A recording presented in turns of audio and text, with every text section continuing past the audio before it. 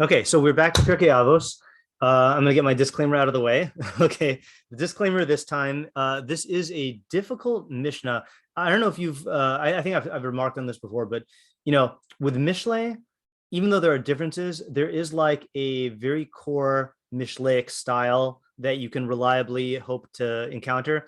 I'm finding that with Pirkei Avos, it's like there's a huge variety of styles, and like sometimes that warrants like a different approach. So I don't know if I'm taking the right approach here, but it's going to feel different. If it feels different, that's why. That's disclaimer number one. Disclaimer number two is the good news is that you're going to learn a lot. Okay. The other news, I can't call it bad news, is I'm really only I personally am really only aiming to answer one question. And I am uncertain about whether my answer will work out. So we're going to try launching the answer. You're going to learn a lot of stuff on the other side. But the question is, are we going to pull off this chiddush? Okay. But I'm sure we'll have a good time anyway. All right. So let's get started here. The good news is that it's a pretty simple form of the Mishnah, not the easiest to translate. Okay, as usual, we're going to start with a standard edition that is found in most Sidurim. And again, the numbering is different in every edition. So I'm doing 315 in my edition. Rabbi Elazar Hamodai Omer. Hamachal es hakachim, v'hamavaze es hamoados, v'hamalbim pnei chavero barabim, v'hamefir briso shel Avraham Avinu, alav shalom, v'hamagali panim b'torah shelo kahalacha, afa pi sheyesh biado Torah umasim tovim, ein lo chelek l'olam haba. Okay, so we're going to just translate this, but as you can see, we're going to have to define what each of these five things is. So we'll do that later. Let's just translate it for now. Anyone want to try translating?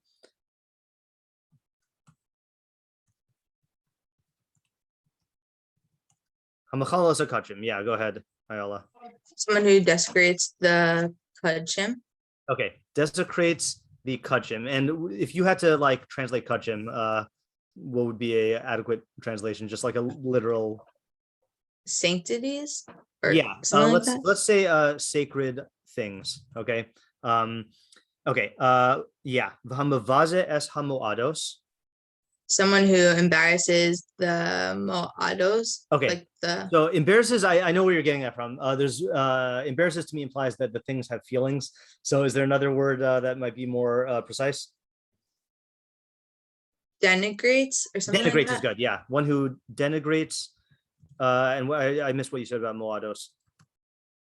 I just said moados, but I guess like set timed holidays. Okay. All right, good. So literally moados means set times. Okay, and you're correct that it implies holidays. Okay, so we can even say set holiday times. Okay, and someone who whitens the face of his friend in public. Okay, and what does whitens his face mean?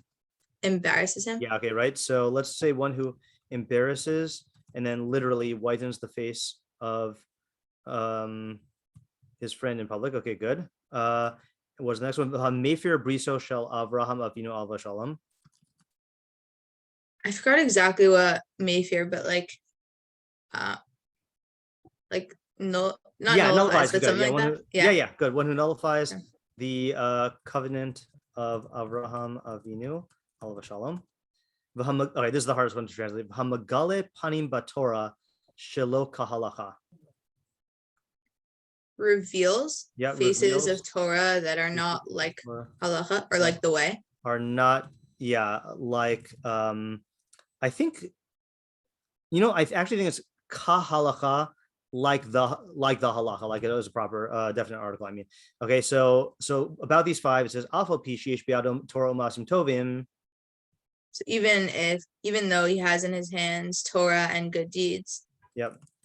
He doesn't have a portion in Olam haba. Good, very good. Doesn't have a portion in Olam haba. Okay, so that's the standard edition. As we usually do, we're going to translate we're going to do the Kaufman manuscript, which is supposedly more accurate, and we're going to see some minor differences. Okay, so this will be like one of those like things you see on in the magazines, like when you're a kid, like spot the differences. Okay, so I'm just going to translate it. Rabbi Elazar Hamodai Omer. Oh, sorry, says. Omer's on my mind. Okay. Hamachala es hakachim, one who desecrates the kachim. V'hamavazes hamoados, one who denigrates the moados. V'hamagale panim b'Torah, one who reveals faces in the Torah, or did I say in or of here? Because of the Torah. Yeah, let's say of for both of them. V'hamefir briso shel Avraham Avinu, one who nullifies the covenant of Avraham Avinu. V'hama'adim es pnei chavero, one who reddens let's say one who embarrasses, literally reddens the face of his friend.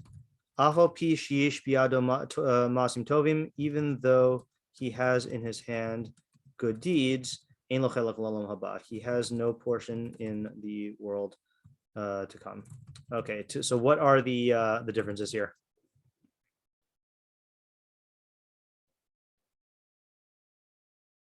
Yeah, Ayala.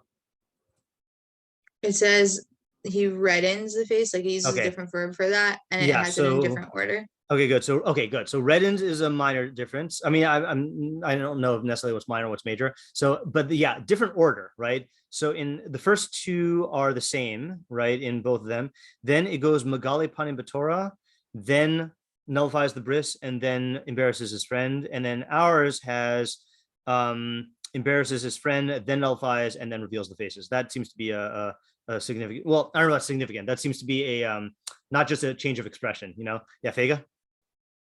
The first one says that even if he has good deeds in his hand, yeah. But the second one also mentions Torah. Okay, good. So the second, our version says Torah and good deeds, and the other one has just good deeds. Okay, I think those are. Oh, and then there's one more possibly major difference. Yeah, Tamar. There's like the shalok halacha. Yeah, right. Difference. So. Right, so ours has shalok magali panim b'Torah shalok kahalacha, and the other one doesn't. Okay, and then there's minor differences like olav shalom, but that's that we don't really need. Okay, all right. So before we again, we're going to approach this in an unusual way. Okay, we're actually not going to raise questions for the I mean, there's an implicit question, what do each of these five things mean? Okay, but what we need to do is we need to get some basic understanding. Okay, so rather than have that as part of our analysis, we'll have that as part of our facts. Okay, so mechalas hakachim, right? What would you guess that means? One who desecrates kachim? Yeah, Tamar. Like when there's something that's or maybe you're like for the basic mikdash or something and you're tame and you touch it. Okay, or so get it to be tame. Okay, good. So one thing is rendering something which is kadosh, and let's say i.e. dedicated to the mikdash. Okay, whether that is a korban or whether that is something that was like donated. Okay, let's just make it easier. Something tameh, which was kadosh, which is kadosh. Okay. Anything else? Any other possibilities? Yeah, Fega. Maybe in how you relate to it, like if you relate to it in a way that's not proper. Okay, good. So I actually forgot to include this source, but there's a source who says that actually do I still have it open? No, I don't. Hold on. Avos 3:15 Torah Chaim. It was on the first page. Rבינו Bachya gives an example. So first he says kache mizbeach, so things that are sanctified for the mizbeach, or kache berkapais, things in the the I don't know what the English term for this is, like the temple treasury, I guess. You relate to them in a degrading way, and he gives a funny example. Kagon Yisachar, I don't know who this guy is. Yisachar Kohen Gadol, apparently it's Kohen Gadol. Shaya mechabit es atzmo u'mechalas hakachim. He would honor himself and desecrate the kachim. Shahaya korech beged al yado b'shas hakrava kadei shelo yitanef yado b'hem. He would wrap his hand in a cloth when he was doing the korban so that he wouldn't dirty his hands. Okay, so like is like, oh, I don't want to get my hands dirty with a korban, right? So interacting with kadosh things in a degrading way. Okay. Anyone else have any possibilities here? What would be, I guess, the arguably worse than making something tame, and worse than degrading, than like touching in a degrading way? So invalidating it. Yeah, Alex, what were you gonna say? I was gonna say destroying it. But Okay, yeah, I'm destroying it or probably wrong. invalidating. Okay, so I think this covers the possibilities here. Ovadi bin Mברtnorã says, "Hamevi katshe hamizbeach lidei pigul v'nosar v'tame." Okay, so anything that brings the katshe mizbeach into, leaving it over past the time span, having the improper thoughts, relating over it, leaving it over for the improper time, making it tame. Or hamoel. Oh, that's another one. Hamoel v'nehene. That is me'ila. Okay, one who does me'ila, which is deriving personal benefit or enjoyment from kachim. Okay. By the way, when I'm listing these things here just so we can have access to them, this does not mean that everyone in the Mefarshim agrees to every one of these possibilities, but I just want to give you like a selection here. Okay. Mavaze es hamoados. What would you say that means? Denigrate the moados. And there's two questions here. One is, what does moados mean? And the other is, what does denigrating mean? Yeah, Lauren? I would say like if you treat like the holidays in a way that's like not like in a way that they're not meant to be done. Like I guess like thinking about like if you make it into like all about yourself and maybe making it into very like hedonistic or okay. like Okay. with the meals. Like I guess I'm just thinking about the Rambam who says that like if you don't have like guests at your meal on Yontiv, then it's like a simchas kresis or something like that. So I'm going to actually split this into two categories. One is that it's talking about Yom Tovim, okay, and relating to them improperly. Okay. What else might it mean if it's talking about Yom Tovim? Like, what would be another way to denigrate it? Like violating. Okay, or violating the halachos. Okay, Tamar? Maybe like not doing aliyah l'regel. Oh, that's interesting. Okay. Yeah, so here's the interesting thing, and this is where we need history, which I don't have right now, which is if this is something that if Elazar Hamodai was around in the time of the second base of Mikdash, then it's more likely he's talking about something like making a lila regel. I mean, I guess if he's talking about kachim, then that's fair game. So I think that's a good point. But if it was someone who was like much later, then I would be less inclined to think that. Okay. Okay, so let's just say or fulfilling your obligations, your positive obligations like lila regel.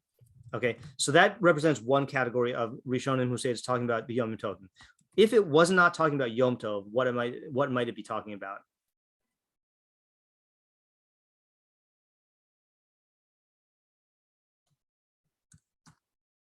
It's related to Yom Tov. Yeah, Lauren? I don't know if this makes sense. Maybe like disappointed times in halacha, like maybe like anything that's like time.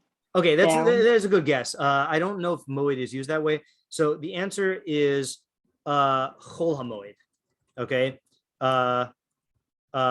treating it more as chol than as moed. Okay, for example, I think we all I don't know. I shouldn't speak for you. I think societally we tend to relate to chol hamoed as like basically weekdays, but halachically there's a much stronger argument to say that it basically is Yom Tov, but you're allowed to do certain things, and so there are like malachos that you can't do, okay, and other ways, other things that are treating improperly.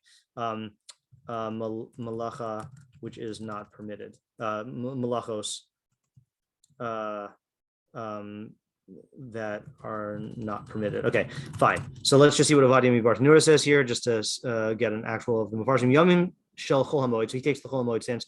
Osa ben malacha o noeg ben minhag chol ba'achilu shasia. Okay, that's another thing. Is treating them like a weekday in terms of eating and drinking, right? So this is a tricky category because there's it's not like you have to have a seuda on Chol Moed in the way that you do on a Yom Tov. But let's say, for example, there are people who hold that you have to, that at least men have to eat meat and drink wine on Chol Moed, or, there's an idea of at least having like festive foods and not just like normal weekday foods. Okay, fine. I think is self-explanatory, right? That is embarrassing someone in public. Okay, I don't think there's anything tricky about that one. Okay. Mayfair Briso Shal Avram Avinu. What does that refer to? And I'll tell you right away, there are two possibilities here. Bris Yeah. Milah? Okay. So both possibilities have to do with Bris Milah. Yeah, Vanessa, what do you I was also gonna say bris milah. Okay, but so doing what with Bris Milah? Not doing it. Okay, so one possibility is intentionally not doing Bris Milah. Okay. Now, there's something else that you can do with Bris Milah that would be considered nullifying the covenant. And this is not as well known. You don't know what I'm referring to? Yeah, Alex? Not sure if I'm right, but doing it at the improper time. That's a good guess. I did not see anyone say that. But that is a good guess. Okay, so, or surgically reversing the Bris Milah. Okay, now I have not looked into this, but I bet today there are ways to do that are like, much more surgical. But apparently in the, it was a thing that people could do. Well, let me ask you a question, and you might know this or you might be able to guess it. When in Jewish history do you think it was Jews did this in fairly large numbers? Yeah, Alex? I would assume when they're around like not the Romans, but like the Hellenistic Yes, folk. right. Yeah, Greek Hellenists. Okay. Yeah. And why do you assume that? There was like a big cultural belief that like having an intact body, it made you like better or like Right. more godly or something. Okay, right. So it's going to be in time during times when there is this belief that bris is bad, and B, in a time when you are when Jewish men would be like publicly seen. So whether that's the bathhouses, I think the thing that I heard was like in the Olympics, right? Is that the Greeks did the Olympics and gymnasiums, and Jews would compete in sports, and they would do it naked, and it was considered a huge source of shame as a Hellenistic Jew. So I don't exactly know the details. All I know is that this involved a lot of stretching of skin to make it resemble a foreskin. I don't know how that works physically, because I don't think you could just like stretch skin and like have it. I don't know how it works. Okay, but that's the other opinion. Now this last one is the most difficult. Okay, Megali panim b'Torah shelo k'halacha. What do you think? Or Megali panim b'Torah? What do you think that means? Revealing faces of Torah that are not like halacha, or not like halacha. Yeah, Lauren. I was thinking like if you like propose, let's say like heretical interpretations of the Torah that could be like denying like Ikarim or taking certain things literally that are not meant to be taken literally. Okay, good. So Meiri says that. I also forgot to put that on here. Oh no, I didn't forget. So interpreting Torah in heretical ways, or in ways which reverse the literal allegorical dichotomy. Okay, probably in the other way, right? Taking things as literal as allegorical. Yeah. Okay, what else?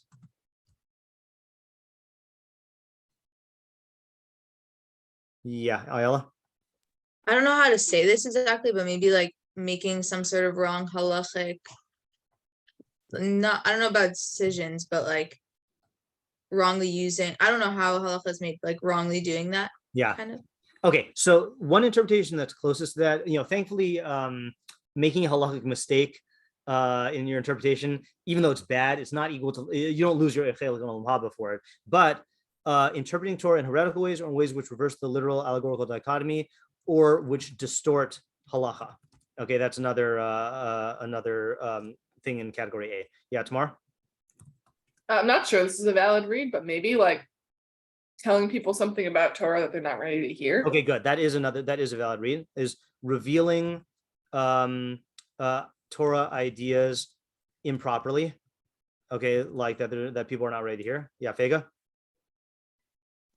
So this is more of a general thought, but I think it's interesting how we say there's shivim panim laTorah. Yeah. I don't know if the word is used here. Like I think there's Yes. something there. Yeah. So there's I don't know who originally came up with this, but I've heard, I first heard from Rabbi Chait, that he was giving shiur and someone said an idea and he said that that's not a valid interpretation and he explained why. And then someone asked, Rebbe, shivim panim laTorah, and Rebbe said, yeah, that's not one of them.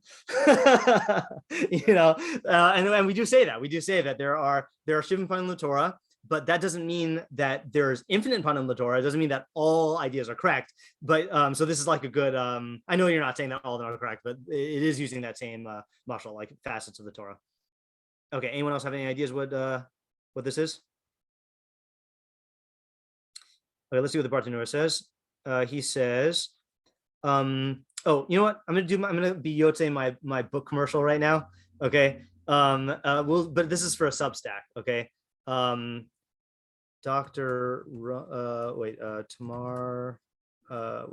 coffee. Yeah. So I've been reading this every week. Dr. Tamar Ron Marvin. So she has this series called Coffee With, and she had been going through the Rishonim. I think she just switched or she's going to switch to something else. She basically does like a bio of the person, what they contributed to Torah, and what you should, and then like an example of their teachings, and then what you should read. And they're very, very short Substacks, and they're very interesting. Like, I know, I've read some of the ones about people who I know. I learn new things in this every week. So it's a nice little cool thing. So I think what influenced me to choose the Mברtnorã is because that was this week's newsletter, is Coffee with Mברtnorã. So he wrote a commentary on the Mishnah to make it accessible to everyone. Okay, so he says, Shemari panim upirushim b'Torah shelo k'halacha. So he exposes or reveals explanations of Torah that are not according to halacha. Now he gives a weird example, which I think this must be quoting something. Kagon hamatargim umizarcha lo sitin lahavir lamolech. Okay, so there's a pasuk that says, "Do not give of your offspring, literally your seed, to molech," which was a type of avodah zarah.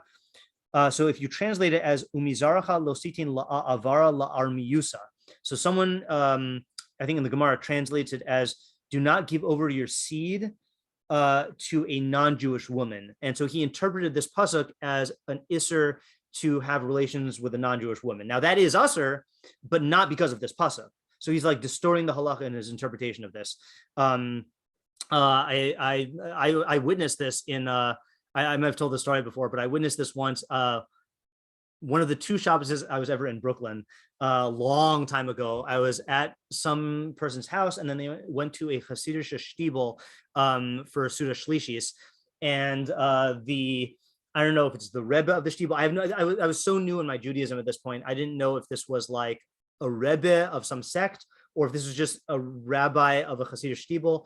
But he was giving a Dvar Torah, and so to his credit, he gave a Dvar Torah on the Ramban on the Chumash, which is good. You're learning a Ramban. And it happened to be one that I had been learning that Shabbos, and it was about the obligation to obey a Navi. So he was reading the Ramban, and whenever the Ramban said that you were obligated to obey a Navi, he added the words, you're obligated to obey a Navi or a Rebbe. And he just put in obeying a Rebbe as if like it's on the same thing. And I didn't say anything at the time because I was like, not that brazen at the time. I would say something today, but like I was like just astonished that he would just insert Rebbe into like this mitzvah doraisa to obey a Navi, like whatever. So that's like Megali panim b'Torah shelo k'halacha. That's not just a halachic mistake. That's like an intentional halachic distortion. Okay, and then okay, fine, yeah. Okay, so this is another example. I don't know what are examples of this. But I'm going to add this anyway. Expounding dubious drushos. Okay, so the only example I found is one of the worst kings in Klal Yisrael is Menashe, and he would pick psukim in the Torah that looked like they have no like deep meaning, like let's say like in the genealogies, and he would say there's nothing here. This is not from God. Moshe just inserted it himself. And you say that the Torah has like the kernel and it has the chaff. So that's an example that someone gave of expounding dubious drashos. I would assume that it means if you darshan psukim, like non-halachic psukim, in ways that are degrading, I always remember the first example of this that I've heard. I don't know who they were quoting. Someone said that I didn't even hear this from the person. I heard this from someone who read this, that there's someone who wanted to say that that the reason why Yitzchak Avinu submitted to the Akedah was because he was severely mentally handicapped. Okay, now, not that there's anything wrong with mentally handicapped people, but that goes against the entire portrayal of like Yitzchak Avinu in like the entire Masorah. And there's two basic explanations for why he submitted to it. One is if you say that he was an adult, then he did it knowingly, intentionally, and that was virtuous. Or the other one is that he was a kid, and and he might also be virtuous also as a kid, but that was that's like I would say that's like casting aspersions on like the tzaddikim, saying like, oh, and obviously this is a hard thing to draw the line at. Again, I gave shiur, I gave shiur, I don't know, last year or whatever, on how there's the Gemaras that say anyone who says that Reuven sinned with Bilhah is wrong, and then you have Mefarshim who say that he did literally sleep with Bilhah. So I'm sure some people would say that falls into this category. So I don't know where you draw the line. And then I think there's one more. Oh, then there's what Rambam was going to say. Shemei's panav labur adivrei Torah b'far hesia b'yad rama ve'in lo boshes panim. Now, this one is not treating as faces of Torah. This is one who publicly, intentionally, publicly violates Torah in a shameless manner. Okay, so this is saying he's megale not the panim shel Torah, but he's megale his own panim. There's this phrase in rabbinic Hebrew of boshes panim, shamefacedness, which we say that in English, and then azus panim is brazen facedness. I don't think we have one like that in English. Okay, so I believe these are all of the interpretations. Okay. So now that we got the facts, half an hour into this year, okay, the question is, what are the questions? You know what I'm going to do, actually, is I'm going to just copy and paste these definitions into the chat. I'm actually going to copy and paste everything into the chat so that I can not have to worry about keeping everything on the screen. Okay, there's that. And, oops. And there is the summary of definitions. Okay, so what are the questions? And remember, I have one question. In fact, hold on just a second here. Okay, yeah, you're not gonna get the questions on this. My question really comes more from the Rambam, but okay, anyway, yeah, what are the questions? Yeah, Lauren. Do these 5 things have anything in common with each other, Okay. I guess? Okay, good. So we might break this question into different categories, but for now, let's just say like this. What, if anything, unifies these 5 things? Okay, good. Yeah, Alex. Is the order of the things being presented important? Okay. Especially because there's 2 Is versions. the order of these items important? If so, what is the basis of the order, and then what is the machlokes, right, in the different girsa? I think, yeah, right. Okay, go. Yeah, Lauren. Also, I don't remember if we've covered this in previous mishnayos, but what does it mean that he doesn't have a portion in Olam Haba? Okay, good. So we will review this really quickly. So what exactly does it mean that he has no portion in Olam Haba? Now, the place where we encountered this last was really not encountering it. Okay, so the last mishnah we did, actually, I think the last Thursday night shiur we did was not on Pirkei Avos. So the one before that was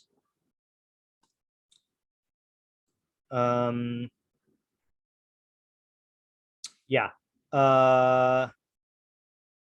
Rabbi Dosa ben Harkinas Omer Shena shel Shachris v'yain shel Sarayim v'sichos hayladim v'yeshivas bati knesos shel Amei Arts motzin es adam min ha'olam. That these things remove a person from the world. And I think we asked the question, does that mean that you lose Olam Haba? And I think at that time I mentioned that, no, we have a phrase for that, which is Ein lo chelik l'olam haba. And that's what our phrase is. So we at least know that this is literally about, seemingly like you don't have a chelik l'olam haba, but we still need to know what is the mechanism. Okay. In other words, how does this work? And I'm going to go ahead and I'm going to tip my hand. No, I'm not going to tip my hand here. Okay. Lauren, is that oh no, Ayala.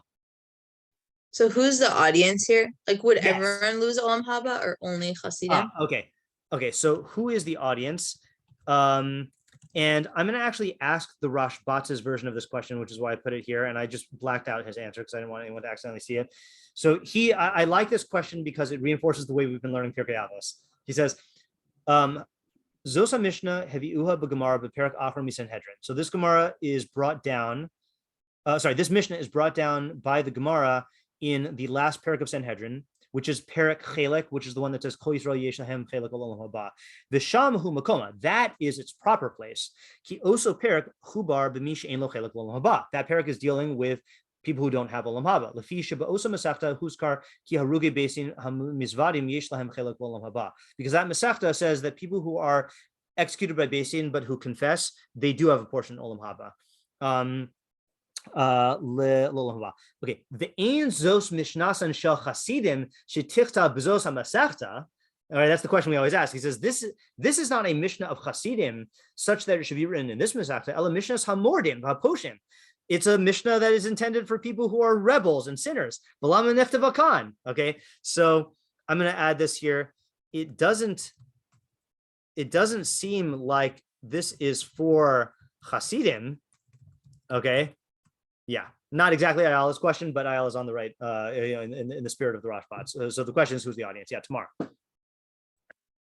In terms of these 5 things, I mean, you could ask in general what they have in common, but I think that the embarrassing one really sticks out as like a different one. Okay, good. So I'm going to say here, what unifies these 5 things, and do they all partake of the same like nature / reason, or are they included for different reasons? And I agree with you, and the Meiri agrees with you, that the embarrassing your friend stands out. Okay, because why do you say it stands out? I mean, I think there's a categorical reason. I mean, there's like the Bein Adam L'Makro and Bein Adam L'Chavero. Right. So this is the only one that's Bein Adam L'Chavero, right? So it seems to stand out. And by the way, you'll notice that the Kaufman edition puts it at the end, right? Which to me, I was like, when I saw that, I was like, oh yeah, it makes sense that that's like either the least severe, or it's like of a different nature than these other things. So yeah, okay, good. Fega? I'm just a little confused as to why they don't, like, what's so bad about these things that they don't get Olam Haba? And also, like, if they have Torah and mitzvahs or Masim Tovim, that's, I feel like, usually what we think is the ticket to Olam Haba. So, like, why are they just, I don't know, like, how are they not getting it, even though they clearly care about, Torah values? And so I'm gonna divide this among several questions. Okay, one is I'm gonna include what is so bad about these things that they cause you to lose your portion. Okay, and then under what is the mechanism, I'm going to say, like, is a single violation enough, or does a person have to do this like habitually? Okay. I mean, obviously in the case of Mila, you can only do that or not do that once, but let's say like, especially like, Mavazim and Samadas, let's say there's one Yom Tov, or sorry, one Chol HaMoed where like I go to work and I'm not supposed to. Do I lose my Chelik Olam Haba? Like that seems a little harsh, And the other question Fega asked was about the Afal Pi Sheish B'Yad Torah. Okay, so what is the Hava Amina? Okay, meaning I'll explain this in a second. Of even though he has Torah and good deeds. Okay. So in other words, why would we think that his Torah and good deeds mitigates this consequence? Now, Fega asked the question from the perspective of the Havmina. Fega is saying, like, isn't Torah and good deeds what get you Olam Haba? But the Mishnah is saying it from the perspective of don't think that. Okay, so like I'm just, it's the same question as Fega asking. I'm just expressing it like from the Mishnah's perspective. Yeah, Alex. My question is, kind of goes into this question really. If someone was to like do any of these transgressions and then realize they messed up and do teshuvah, would they get Olam Haba back? Okay, good. So the Rambam is going to answer that. Okay, and I think this is actually a good transition point. One of the differences that we're going to do here. So I had two ways of approaching this shiur. Okay, when I was planning it out, either we pick each item and then go through many mefarshim, or we do one of the mefarshim on all of them and another mefarshim on the all of them. And I realized we'll be here forever, so I decided to just pick the Rambam, and we're going to focus primarily on the Rambam, even though I'm going to bring the other mefarshim for other things, and we're going to try to understand his interpretation. So what I want to do is treat this still part of, as part of fact gathering. Okay, we're going to read the Rambam's interpretation of the Mishnah. Okay, so before we do that, we got to read the Rambam's text of the Mishnah to see if it's different. Rabbi Elazar Hamodai Omer Hamachalas HaKachim, that's the same. Hamavaza Hasamoados, that's the same. Mefer Briso Shel Avram Avinu, that's the same, and that is the order of the Kaufman. No, it's not. So it's a different order. Okay, he puts the bris third. Okay, oh, that's another thing. Hold on. Yeah, this is another difference which we didn't spot, unless someone said it and I didn't hear. The Kaufman edition does not say barabim, does not say in public. It just says one who embarrasses his fellow, and ours says in public. Okay, Rambam's also says in public. And where are we now? And Alpha Pishish Biado Masim Tovim Ein Lo Chelik. Oh, Hamagali Panim B'Torah. He doesn't say Shloka Halacha. Alpha Pishish Biado Masim Tovim, even though he has Masim Tovim Ein Lo Chelik Olam Haba. Okay, so that part's like the Kaufman. So let's see what the Rambam says here. Malvim Pnei Chavero Mishi Yivayish Chavero V'Yashane Panav. Someone who embarrasses his friend and his face changes. Okay, so that's just embarrassment. Magali Panim B'Torah Hu Asher Yavor Al Mitzvos HaTorah B'Pirsum. So, excuse me, this is someone who violates the law, mitzvos of the Torah publicly before Hesia. I don't know the difference between publicly and Pirsum and Farhesia. I thought those were synonyms. V'hi Tachlis HaKfira. This is the ultimate extent of denial. Denial of God or God's authority. Kamosha Amra Yisala, as it says, the Torah calls this acting with a high hand. Okay, it's like publicly violating mitzvos intentionally, rebelliously. The meaning of Magali Panim, Yagali Panav V'Ya'iz. He's making his face brazen. He's like revealing his face. Zelashonam Befir Zevhu B'Gemara Pea Amru Magali Panim B'Torah over Al Divrei Torah B'For Hesia Ki Yehoyakim Ben Yoshiyahu. So someone who violates Torah in public, like Yehoyakim, the son of Yoshiyahu. I meant to look up what he did, but apparently he did this. Mefer Briso is Hamoshet Lo Orla, someone who reverses his Mila, which in Hilchos Bris Mila, by the way, the Rambam says both. He says, Mefer Briso Shel Avram Avinu V'hi Niach Orlaso O Moshcha. He leaves his Mila or he extends it. Okay, like stretches it out. And then the Rambam doesn't comment on the Chalas HaKachim, so we don't know what he holds by that, but he does comment on what do you call it? Mavaz as Moado. So in Hilchos Shvisas Yom Tov, which is about Yom Tov, he says like this: Kishim mitzvah lachabit Shabbos anga. Just like there's a mitzvah to honor Shabbos and to do oneg, to have enjoyment on Shabbos. Kach kol Yomim Tovim. So too on Yom Tovim you have a mitzvah of oneg Yom Tov. Okay, so we know about Simchas Yom Tov. You also have oneg Yom Tov. Shenemar likdush Shem Mechubad. Okay, meaning that you have to have 3 meals. You have to have, husband and wife have relations as part of Oneg Yom Tov. It is a you have to have like really good foods. Okay, so all of the enjoyments on Yom Tov or on Shabbos are the same as Yom Tov.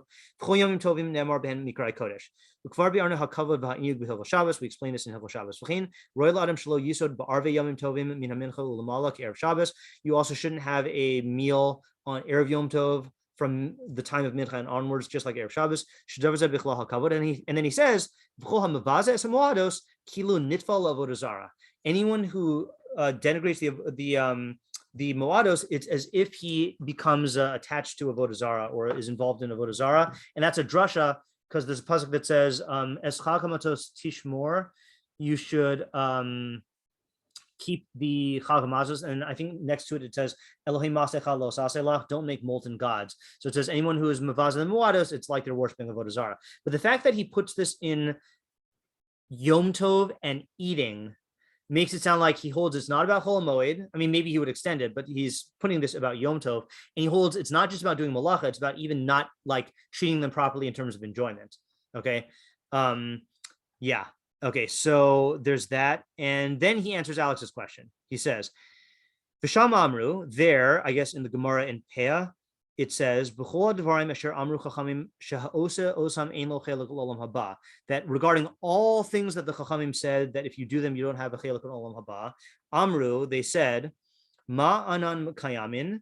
What are we talking about?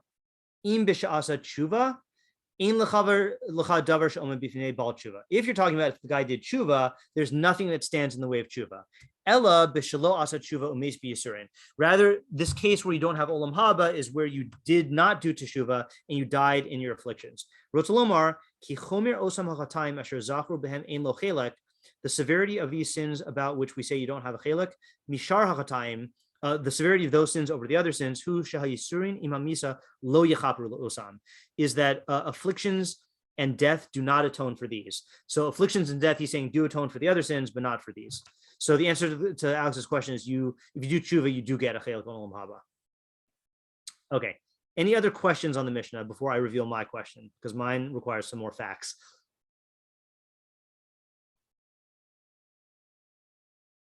Okay, if there are other questions, we can add them later. Okay, so I happen to not be reading this with, fresh. Okay, I have read Hilchos Tshuva many times, and in Hilchos Tshuva Perek Gimel, the Rambam has a list of people who don't have a chelek in Olam Haba. Okay, and we're not going to read through the whole list. Okay, I'm gonna paraphrase some of it, but I wanna at least comment on all these things. So he says, with a Beinonim. Okay, Danin. So Benoni, you have Tzaddik, Rosh, and Benoni, right? Benoni is the middle person.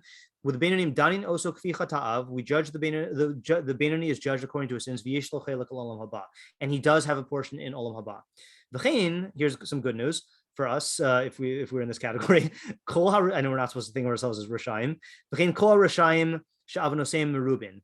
So too all of the Rishayim, which is defined as people whose iniquities are the majority, Danin osam kfi chatosem, they get judged according to their sins. V'yesh lahem chelek olam haba, and they do have a portion in olam haba. Shekol Yisrael yesh lahem chelek olam haba. All of Israel has a portion in olam haba. Afa pi shechato, even though they sin. Shnemar, as it says, v'amich kulam tzadikim lo'olam yushu aretz. Your people are all tzadikim; they will inherit the earth forever. That's in Yeshayahu. And then Rambam explains eretz, the land, the earth. Zo mashal, that is a mashal, klomer eretz hachayim. It's talking about the land of the living. V'hi olam haba. V'chein chasidi u'nos olam yesh lahem chelek olam haba. And the extra righteous non-Jews also have a chelek in olam haba. Okay, so far so good. Then he says v'elu she'en lahem chelek olam haba. But here are the people who don't have a chelek in olam haba. Ela nichrasin v'ovdin v'nidonin al godo risham v'chatosam la'olam u'la'olam ya'amin. But these are the people who are cut off, all right, kares, and they are destroyed. They perish and they are judged for the severity of their wickedness and their sins forever and ever. Okay, so Rambam holds that these are the people who get kares, and kares, according to Rambam, means you cease to exist. Okay, so he has a whole list and then he defines all of them. I'm gonna paraphrase all of them because this is important to know. So minim, loosely defined, is a heretic, but it's specifically a heretic about God. And there are 5 categories of minim: people who say that God does not exist, people who say that God exists but he is not one, people who say that God exists and he is one, but he's physical. That there's one God, but he's physical. People who say that God exists, but he is not eternal. And people who worship another God as an intermediary between them and Hashem.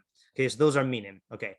Apikorsim are another thing that people translate as heretics, but the Rambam says that there are 3 types of apikoros. By the way, all these terms of min and apikoros, they're used in a technical jargon sense, and then they're also used in a generic sense. So sometimes min means any person who has a heretical belief, or apikoros means anyone. Rambam's using it in the technical sense here. So apikoros, Rambam here is 3 categories: someone who denies nevuah, someone who denies specifically Moshe's nevuah, which has different properties, and then someone who says that God does not know human activities.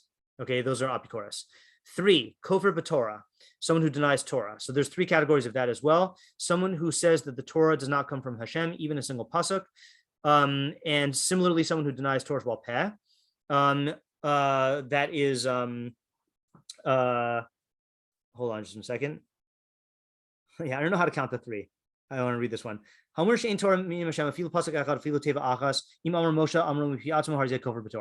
the Torah is not from Hashem, even one pasuk, even one word. If he says that Moshe said it himself, then he's a kofar b'Torah. So too, someone who denies its explanation. Okay, I think I got it now. Who Torah Shebal Peh? That's Torah Shebal Peh. The hichachish magideha, or who undermines the transmitters of Torah Shebal Peh. Kagon tzaddik ubaisos. That's like denying the Bali Masorah.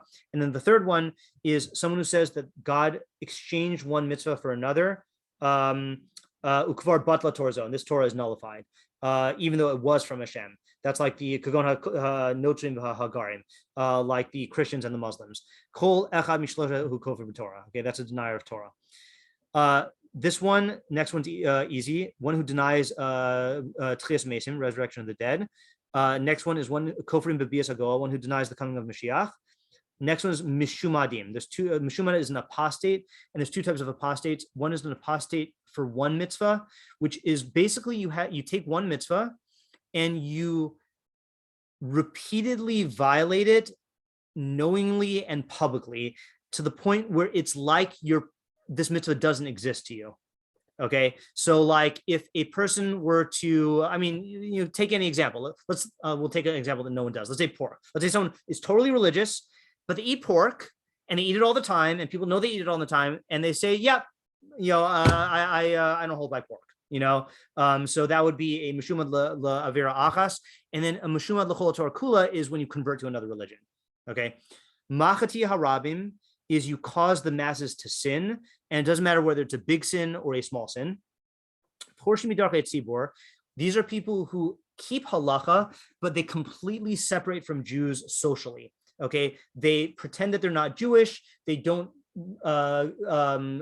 join in with the Jews at times of celebration or at times of tzara. They basically are like a Jewish hermit. Okay, in terms of the community. Okay. Ose averos biad ramak before Hesia Yehoiakim. So we've seen that one. One who does averos high-handedly in public like Yehoiakim. That's he says. Bein she'asa kalos, bein she'asa chamuros. It doesn't matter if it is a light mitzvah or a stringent mitzvah. Ein lo chelek chelek. V'zeo nikra magali panim b'Torah. This is called one who reveals the faces of Torah. Mipnei sheheis mitzcho v'gila panav v'lo bosh midirei Torah. Because he's being brazen with his forehead and revealing his face, and he's not ashamed of divrei Torah.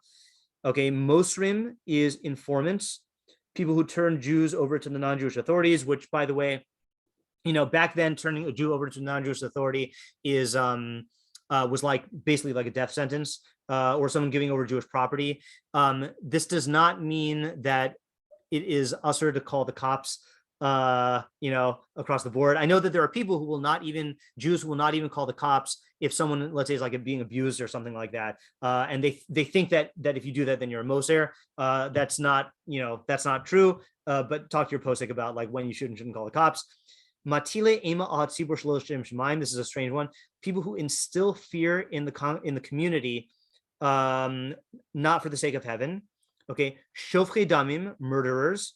Bale lashon hara. Okay, now that does not mean one who speaks lashon hara. It means someone who is like a. I guess we're going to talk about this tomorrow. Someone who is a professional lashon hara speaker.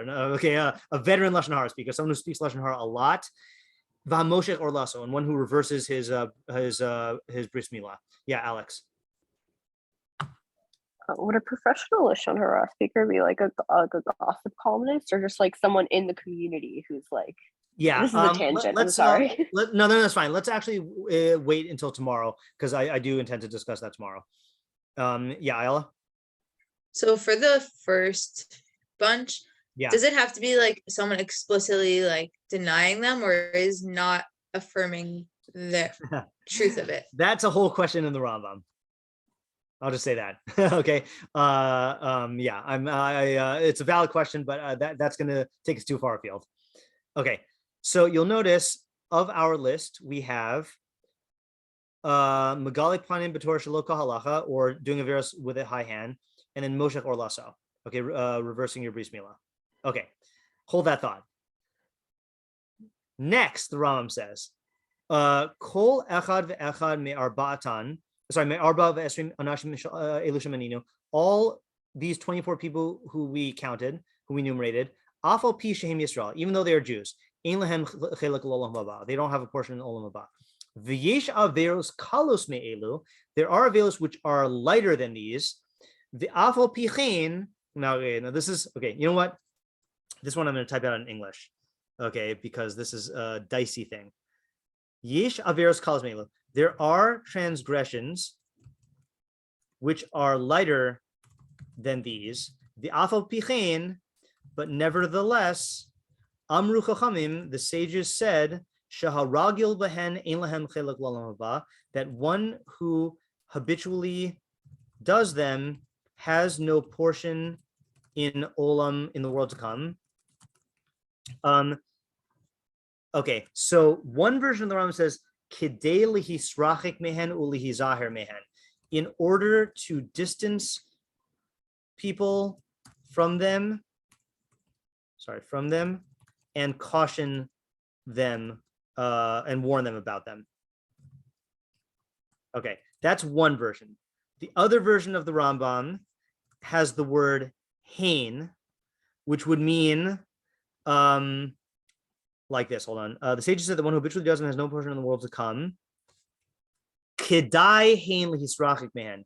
It is fitting to distance oneself from them and to warn about them. Okay. So what do you get before we read the list? What do you think? What does it sound like the Rambam is saying is different about these averos versus the other lists? I mean, you find they're less severe, but what else is he saying about them? What differentiates the list?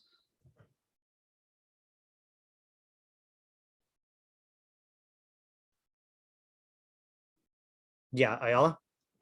According to the first one, it seems like that Chazal also about those ones said that they don't have a portion, but really they do. It was just to distance them. Right. From them.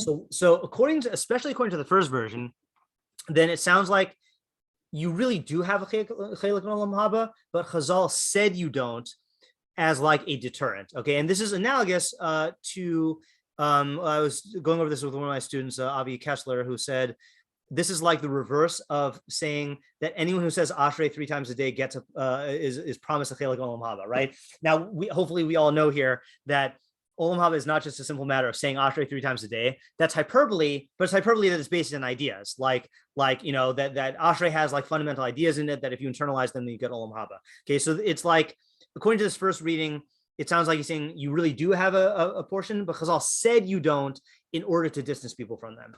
Okay. What about according to the second reading? What would be the difference between this list and the first list according to the second reading?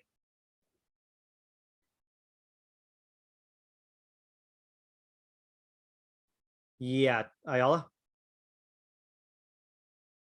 I was gonna say I'm not sure if he's why he's not including them, but I guess he's saying they're not as strong as these, but also you still won't get olam haba. Okay, that's true, but I think the answer is in the Rambam. Yeah, Tamar? I'm also not sure, but maybe it's like habitually versus one time. The word is habitually, okay, which is not present in the first list. Seems like the first list is just doing them once is enough. And obviously, if you do tshuva, then you can get olam haba. Okay, so keep that dichotomy in mind. And this is one of these frustrating things where, in fact, hold on just a second. I choose to believe that the second one is correct, and the reason why is because, hold on, if we go to our most authoritative Rambam, the Shelat edition, Hilchos Tshuva.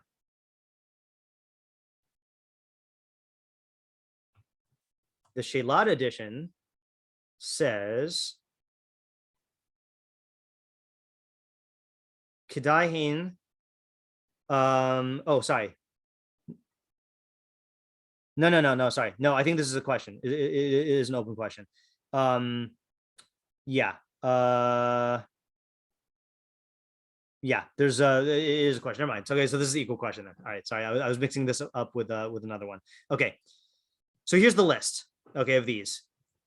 Eluhain hamachane es chavero, someone who comes up with a nickname for his friend. Now, this nickname is not like calling Alexandra Alex. Okay, it is a degrading nickname or one that makes them feel bad. Okay, v'hakor lachavero b'kinuyev, someone who calls his friend by a degrading nickname. V'hamalbim pnei chavero barabim. Okay, one who embarrasses his friend in public. V'hamiskaved b'kolon chavero, one who takes pride or satisfaction in the shame of his friend. V'hamavaze talmidei chachamim, one who degrades talmidei chachamim. V'hamavaze rabosav, one who degrades his teachers. V'hamavaze es hamoados, one who degrades the appointed times. V'hamachalas hakachim, and one who desecrates kachim. Okay. Then he reiterates that sorry.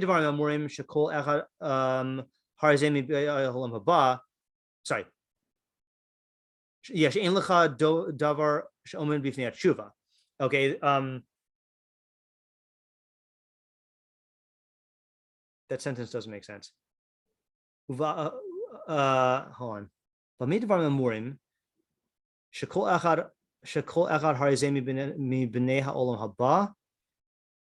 Hold on, that something about that sentence is reading weird. Let me just look at the other edition of the Rambam here. Yeah,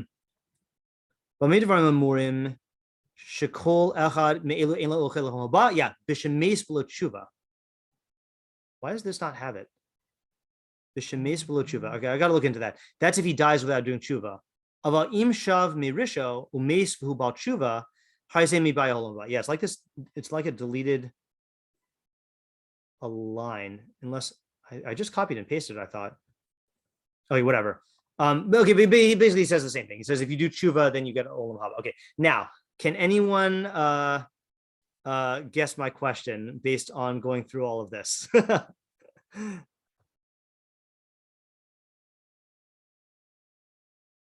I'll just repeat, right? So we have the list of people who don't have a chilek in olam haba, which is these 24, and then we have the list of people who the sages said you don't have a chilek olam haba in order to distance you from people from these things, or it's that if you habitually do them, then you have don't have a chilek. Yeah, Lauren. So why? I guess in the Mishnah, the Rambam doesn't seem to distinguish between them in terms of severity. I guess, right? But in Hilchos Tshuva, he is distinguishing between okay.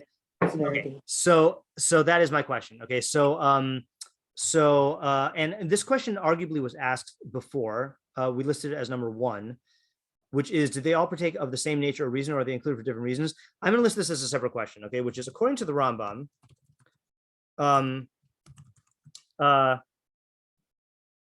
like, how does Rabbi Elazar, is it Elazar? I think Elazar, or is it Eliezer? Rabbi Elazar, how does Rabbi Elazar include these all in one list if Megale Panim, if Megale Panim and Moshech Orla, that was the other one, I think, are on the severe list, and the other 3 are on the light list. Okay, now you might not think that that's a big question, okay, but I'll tell you why I think it's a big question. Because according to the Rambam, based on what you know, how does olam haba work? What does it mean to get a chilek in olam haba? Yeah, Tamar? I think it's like your soul exists in a certain way that doesn't stop when you die. Right. Your soul exists in a certain way that doesn't stop when you die. And what is the part of your soul that goes on in olam haba, according to the Rambam? That question is for anyone, not just Tamar. Like, according to other, I'll just back up the question before you answer. According to other Mefarshim, olam haba is in this world, and Yemos Mashiach, okay? But according to the Rambam, yeah, Tamar? The intellectual part It's the intellectual part. It's your knowledge. Okay. So I'm going to read this. The Rambam says this in several ways, but I'm going to read. He says this all over the place. Okay, but I'm going to just read two things here. So in the Mor Nevuchim in 354. The Rambam's talking about the 4 types of perfection. The first type is perfection of your possessions. Second type is perfection of your body. Third type is perfection of your midos, which he says is good, but it's a means to an end. And then he says the 4th kind of perfection, which is the true perfection of man, the acquisition of intellectual virtues. That is apprehension of those concepts which lead to truths about metaphysical matters. This is man's ultimate objectives. It gives him true human perfection. It belongs to him alone. It gives him immortality. And on its account, he is called man. Okay. And Menachem Kellner, in his book Must a Jew Believe Anything, gives a nice 1-paragraph summary of this. He says, according to Maimonides' theory of the intellect, humans are born with a potential to learn, which they may or may not actualize. And it is this capability and its actualization in which their humanity lies. In slightly more formal terms, we are born with a capacity to know. To the extent that we actualize that capacity by learning truth, we become actual intellects. We have acquired our intellects. If we fail to actualize our intellects, that capacity with which we are born is wasted and nothing survives the death of our bodies. It is important to note here that on the theory of the acquired intellect, the only way to achieve immortality, what Jews call earning a portion in the world to come, is through actually acquiring an intellect by perfecting ourselves intellectually. There is simply no other mechanism available to Maimonides on his own understanding of the nature of human beings. And this is the basis of the Rambam's view of the 13 Ikarim, which not everyone agrees with, that the Rambam holds that the 13 Ikarim are the, so to speak, essential ideas that give your soul enough existence to last past death.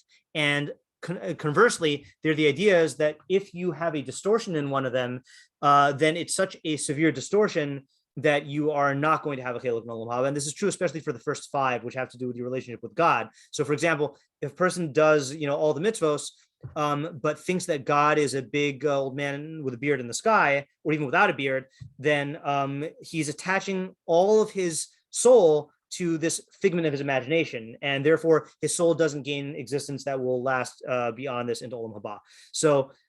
So my question is a little bit stronger than just saying, like, how does the Rambam justify Rabbi Eliezer putting this in one list? My question is really like this, is how do we square this mishnah with the Rambam's 2 lists and his view of how Olam Haba works? Okay, and I'm saying this is not a question on the Mishnah. This is a question on the Rambam's interpretation of the Mishnah. Okay, and if I can answer that question, then I'll be happy. And if I could answer the question of what this is doing in Pirkei Avos, I'll be even happier, because to me those are the two biggest questions. Yeah, Ayala? So where did the Rambam get the things on his list from? Like, is it logical deductions or Chazal? Good question. So I believe he got all of them from Chazal, but it's not one Chazal, it's various Chazals. So Rambam saw this Mishnah and said, yeah, he's not talking about them being all on the same level. He just, so, and for that, he gets it from his own understanding of like how these things work, presumably. Okay, but in other words, I'm not aware of a source in Chazal that makes this distinction in this list. That's like based on the Rambam's own understanding. And by the way, we're going to see, in fact, I'm going to show you, I don't think this is part of an answer, although technically you could say this. The Meiri, okay, acknowledges this distinction as well. And this will be the end of our facts. He says, Rabbi Elazar Hamodai Omer, blah, blah, blah. Okay. Pirush, kishlo asa tshuva. So he says when you don't do tshuva. Sheish avonos shete'ana shenefesh behem zman ve'achar tidhar aval kol elu ein lahem chiluk olam haba aval tikar zenafsham v'tiluk lavan nitoli. He says like this. V'zeh yichalik l'shnei chalakim. This list can be divided into 2 categories. Mehem mitzad atzman. Some of them are intrinsic. V'hu mipnei shekofer be'emuna b'tzad min tzdadim, because the person is denying a belief in some way. Umehem shelo ne'amar mitzad etzam hadavar rak mitzad heyoso hora'a al ba'alav shehu betachlis hapchisus shenafsho yavesha ein kol chasera mikol tuv. Okay, so in fact, I'm going to type this translation out just so you can see it, because this is an important idea also. He says, this list is divided into 2 categories.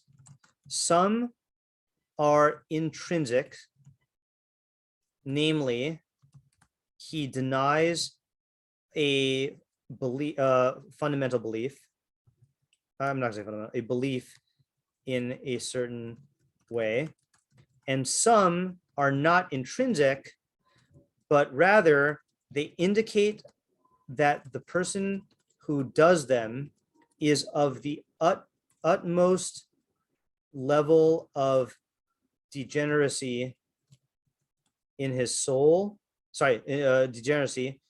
Shenafsho yavesha inkle, that his soul is dry without any good. Okay. Chaser mikol tuv, lacking all good. So the Meiri is acknowledging also that there are these two categories here. Okay, it's not all the same thing. He differentiates it from the Rambam's division, though. Yeah, Lauren.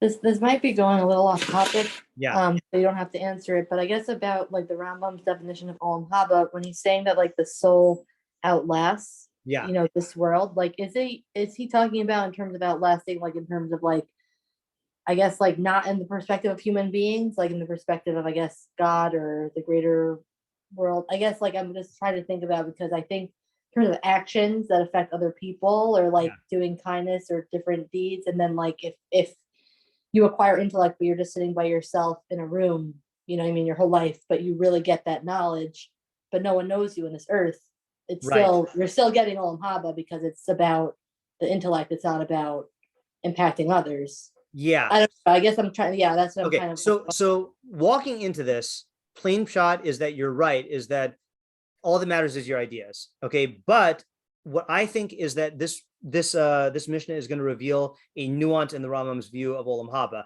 And by the way, this question on the Rambam, and which might extend into what you're saying, this what do you call it? This question on the Rambam is not really even a question on the Rambam here. This is a big question on how the Rambam can hold that you get kares for anything. Okay, not anything.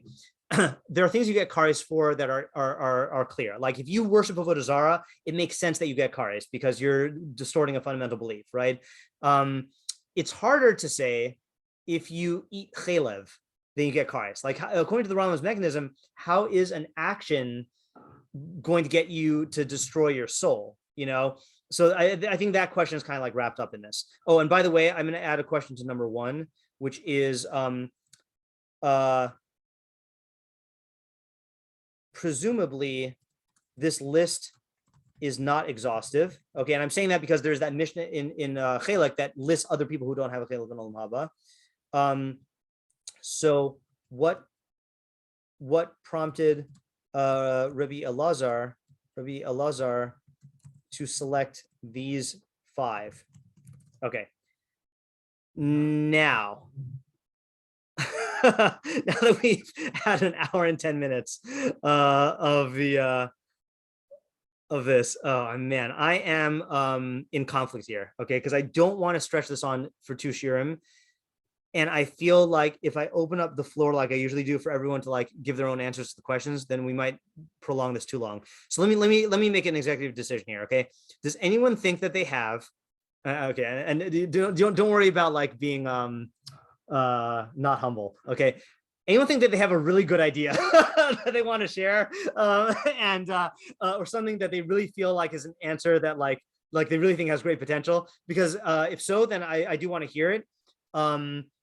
I guess what I'm saying is I don't want to hear half-baked ideas tonight because I think that'll take us too long. Okay, even though I mean I do want to hear them, and I don't want it to go too long. So I want to hear if anyone thinks they have like a profound idea or answer, and if not, then I think I just want to share like the answer that I have, and then we'll see if and then we'll call it a night.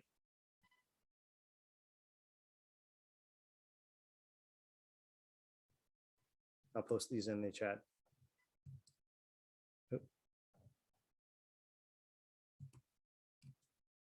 Oh, I can't fit them.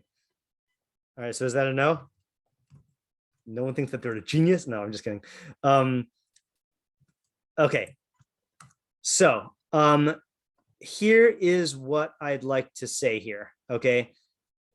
Okay. Okay. Actually, we're gonna leave with the Meiri. Okay, and I'm aware that the Meiri does not agree with the Rambam. The Rambam divides it Okay, so here's how the Rambam divides it. Okay, just if you look at where's the Rambam's version. So in the Rambam's list, the Rambam says that the severe ones are Mefer Brisa Shel Avram Avinu and Megale Panim B'Torah. Okay, and then the not severe ones are Mechalil Sakachim Mavazas Moados Malvim Pnei Chaver Barabim. Okay, that's how the Rambam does it. Okay, the Meiri is going to say like this. Meiri is much easier. Okay, he says, oops, sorry.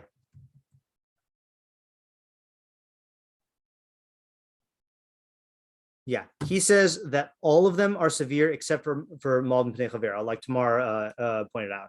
Okay, so let's look at the Meiri just to see the derech here. Okay, so the Meiri says like this. V'hiskir min ha'chelek rishon hamachal es hakachim b'mezich hu hora de kofer bahem umamin shelo ba'alehem mitzvahs Hashem. That's a little weird, but he's saying that if you desecrate kachim intentionally, then that indicates that you deny kachim and you believe that there's no mitzvah upon them. Okay, I don't know what's up with that, and he doesn't elaborate, unfortunately. Okay, so take from that what you will. But the next one is clear. Hamavazes moados. So if you denigrate the moados, yora alav shu kofer b'mosav uv'shinui hatavayim.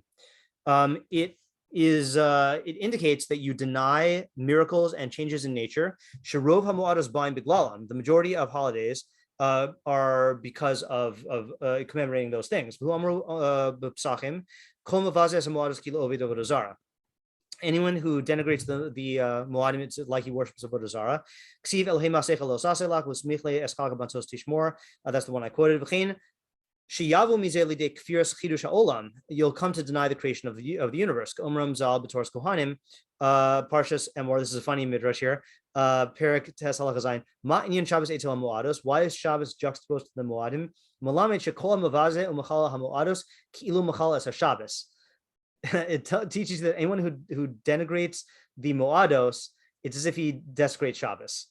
Okay, anyone who keeps the Moados is as if he fulfills Shabbos. So that's something we can understand. Okay, which is that let's say Pesach is about Yetzias Mitzrayim.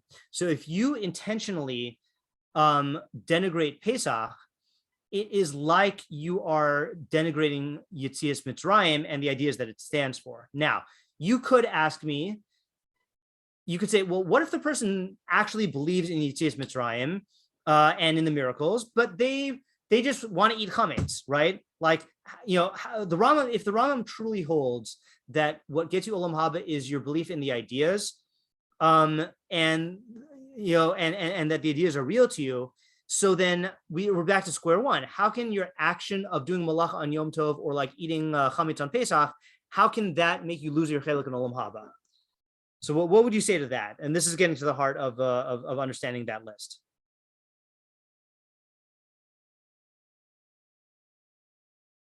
Anyone need clarification on the question before we answer it? Okay, Alex? If I understand your question correctly, it's the way I would explain it is that your actions are a reflection of your thoughts and beliefs. Yeah. So if they're not, congruous, then it kind of puts cracks into what your actual beliefs are. Okay. So there are two answers I think that you could take, two approaches, and I think they're both valid. And I always go back and forth about which one is makes more sense to me. One approach is to say that, yeah, it's nice to say that the guy is, that the guy believes in Yetzias Mitzrayim, but if he actually is intentionally violating these halachos, then he really does not believe in Yetzias Mitzrayim. If you really believed in it, then you put your money where your mouth is, So it's like the person who says, I know that smoking is bad for me, but I'm going to do it anyway.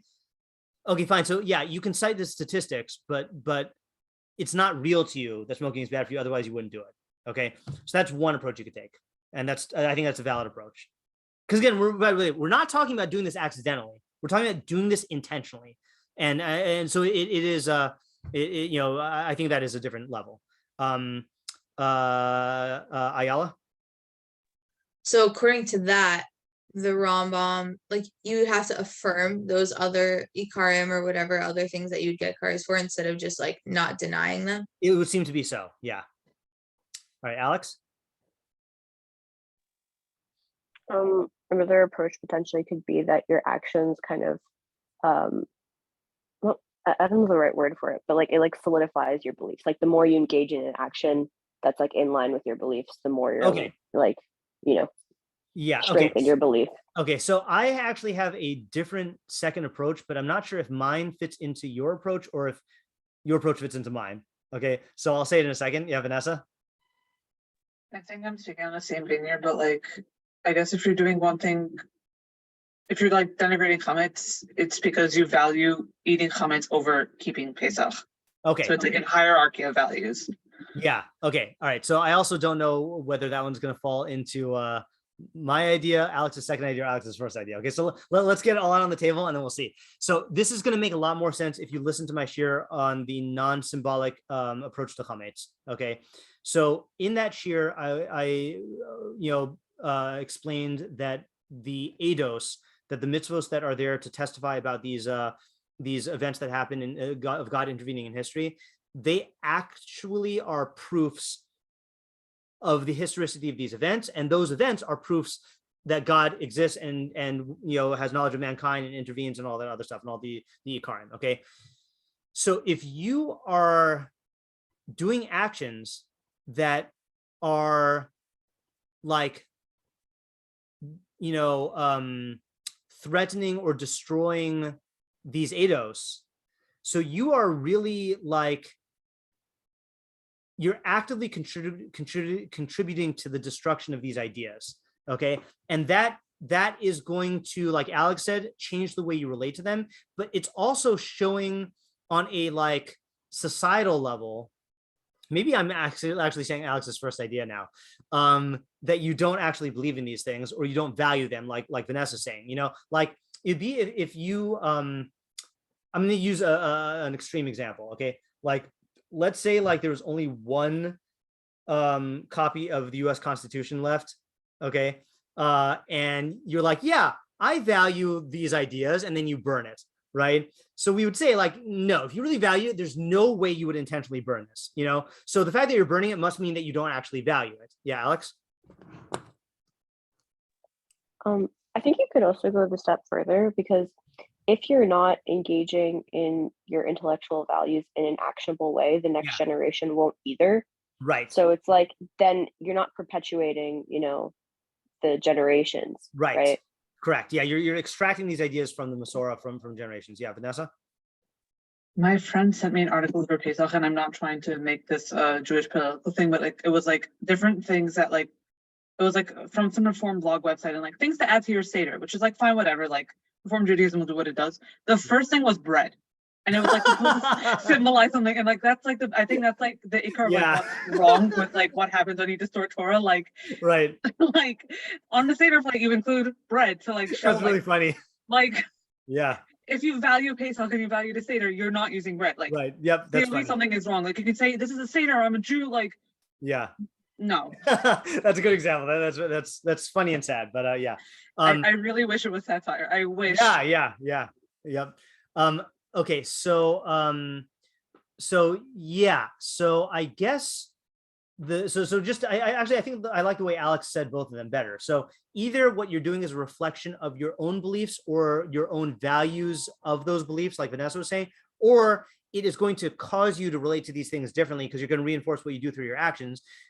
And that's because we are not purely intellectual creatures. We are hybrids, right? We have an intellect and we have actions and emotions. And so when you act in a way contrary to your ideas, that will reinforce the reality of or deteriorate the reality of those ideas. Okay, so that's like the general approach that the Meiri wants to take. It's obvious how doing this with bris milah, is fits into this category. In fact, there is someone who says exactly what Vanessa said about bris milah.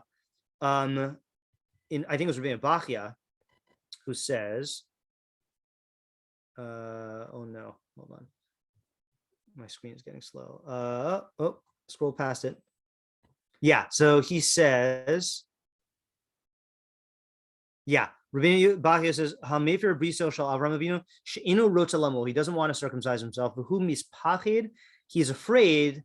V'yare litzaro, and he's afraid of his pain. Yoser miyiras HaKadosh Baruch Hu, more than fear of God. Okay. Now I'm not going to blame the guy, in the sense of like, yeah, obviously, if you are an adult, then getting a circumcision is a big deal. Okay, and in my second year of yeshiva, then there was a Baal Tshuva in the yeshiva whose father was not Jewish, and he didn't. My roommate didn't have a bris milah, so he got his bris milah in his first year of yeshiva, and he was like recovering for like a while. Like it's with an adult, it's like, obviously he was anesthetized and everything, but like it's a big deal, right? But still, at the end of the day, what do you value more?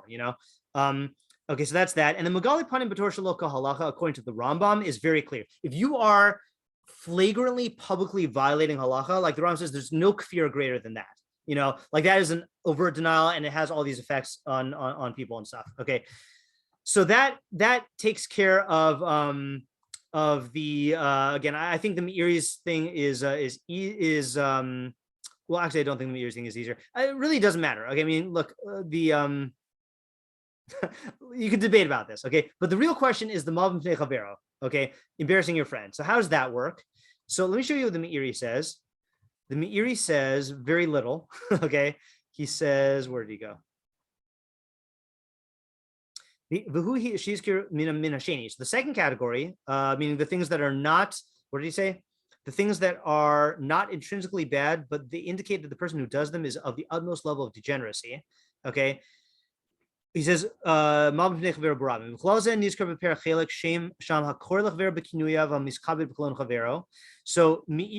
is saying that you can put into that same category. Where are they? You could put into that same category, calling your friend by nickname. Making a nickname for your friend and calling your friend by nickname and taking pride in the shame of your friend. Okay, so he's saying that's all in the same category there. Okay, but why is it there? He says,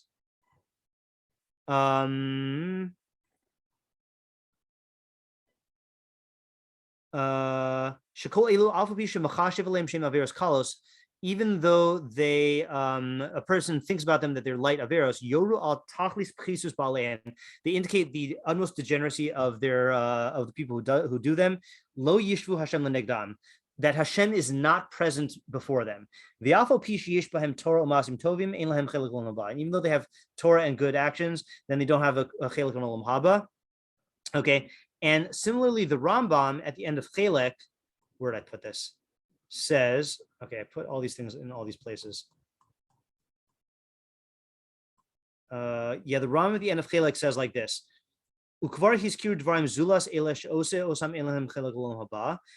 there are things other than the things in the Mishnah in Sanhedrin that Chazal said that if you do them, you don't have a chiluk in Olam Haba.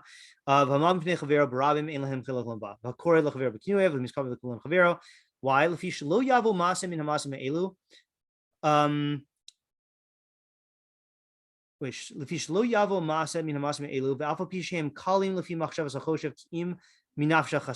the comment in the wrong place. He says, these actions, even though they are light in the eyes of the thinker, okay, they only come from a deficient soul, which has not reached perfection, and is not fit for life in Olam Haba.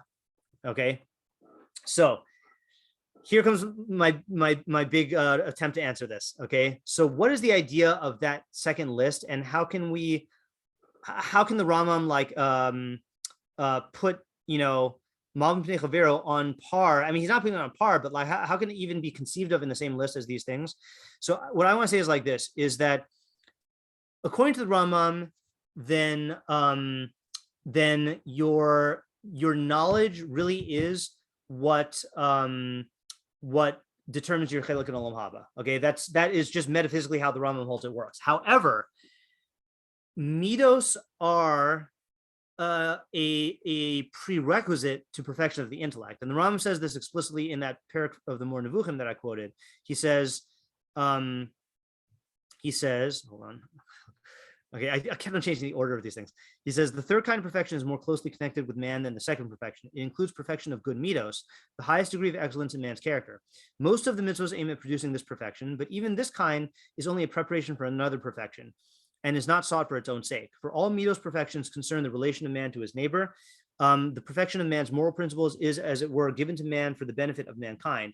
Imagine a person being alone and having no connection whatsoever with any other person. All his good moral principles are at rest, they are not required, and give man no perfection whatsoever. These midos are only necessary and useful when man comes in contact with others. Okay, so that's actually not the type of quote I want, because this is not true for all midos, because clearly, let's say haughtiness or impatience or anger, those affect you even when you're alone, you know? So what I want to say is that that the way that the Rambam can include moral things on this is that if you are at a certain level of moral imperfection, it will actually impede your intellectual development. Okay, and that can prevent you from getting Olam Haba. Okay, and why is this the one that he lists? I'm not sure. You know, I don't know why certain things make the list and certain ones don't. But from that Rambam and Chelek, it sounds like he's saying that if you are able to degrade, to knowingly embarrass someone in public, right, then there is just an utter level of degeneracy that type of person just will not get Olam Haba. And I'm going to posit something here which the Rambam doesn't say, which is, okay, what's wrong with murder? According to the Torah, I mean, there's practically things that are wrong with it, but what reason does the Torah give for why you can't murder?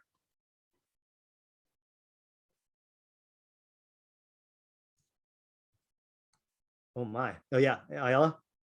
So I can't think of like actually a place where it says this, but I think because it's like Salam Elokim, you can't kill. Okay, correct. And there is a place which is in the Shev Mitzvos Bnei Noach in chapter 9 of Bereshis. Shofech dam ha'adam ba'adam damu yishafech. One who sheds another person's blood, his blood shall be shed. Ki b'tzelem elokim asas adam, because a person was created b'tzelem elokim.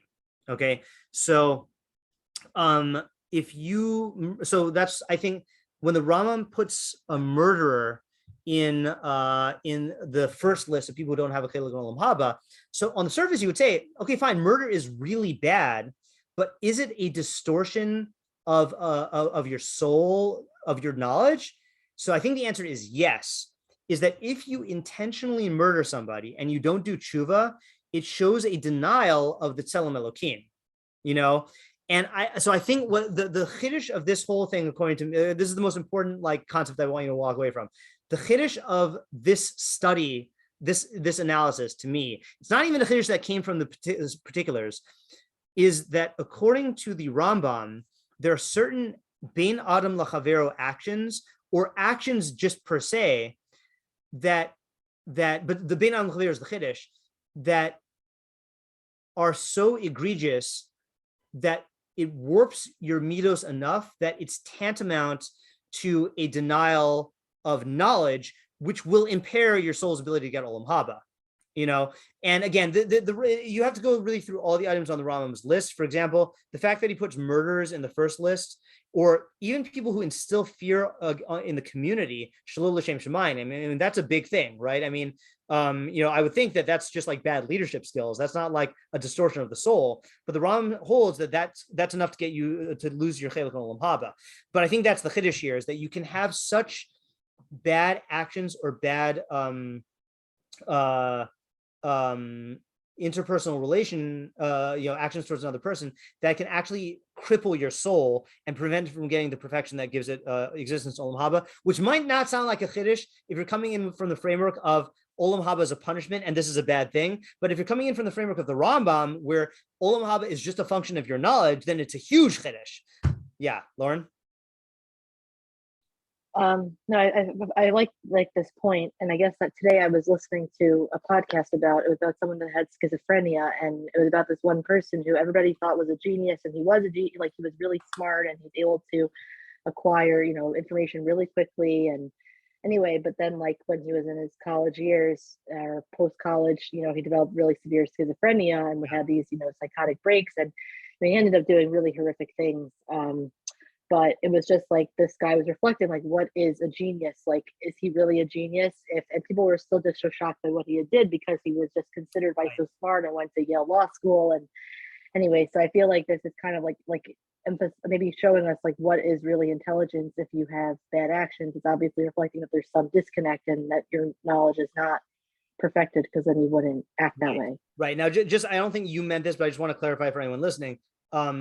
If someone has schizophrenia, then they're not in this category, right? Like that's the mental illness is a completely separate category, but you're using the analogy in the sense that it's like, raising a question of what does genius really mean? Is that an accurate? Yeah. Okay, good.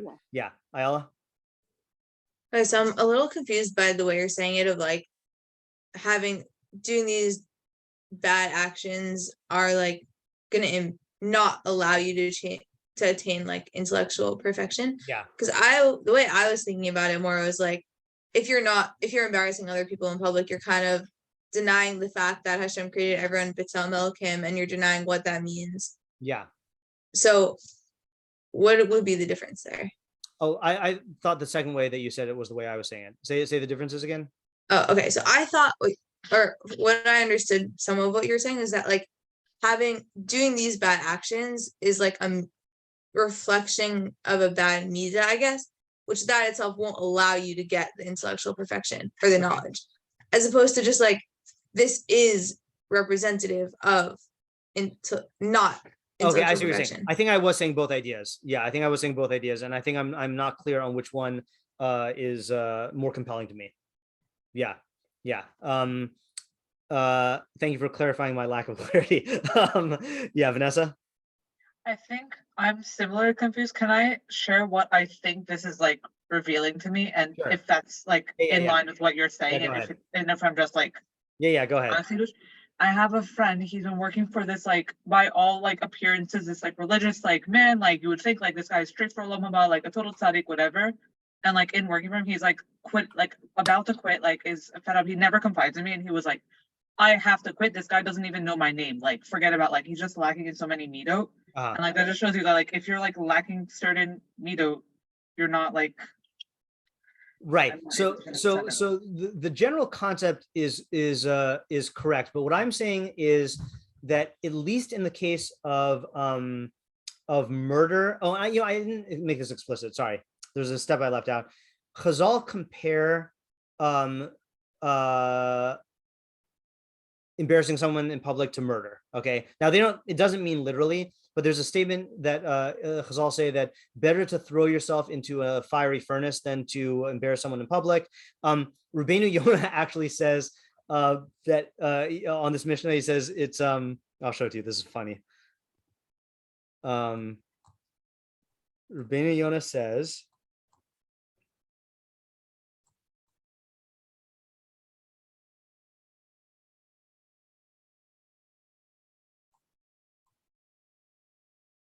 yeah.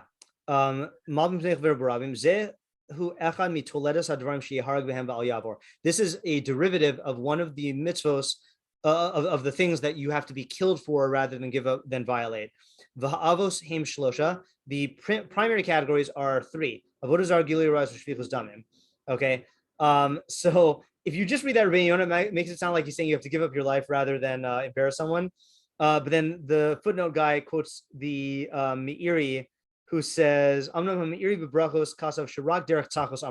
just saying that for rhetorical effect, right? In other words, you don't actually have to give up your life rather than embarrass someone. But they do compare it to that. And they also say that, like, just like a corpse is white, then when you embarrass someone, their face goes white because all the blood rushes out of their face. So it's like analogous to killing someone.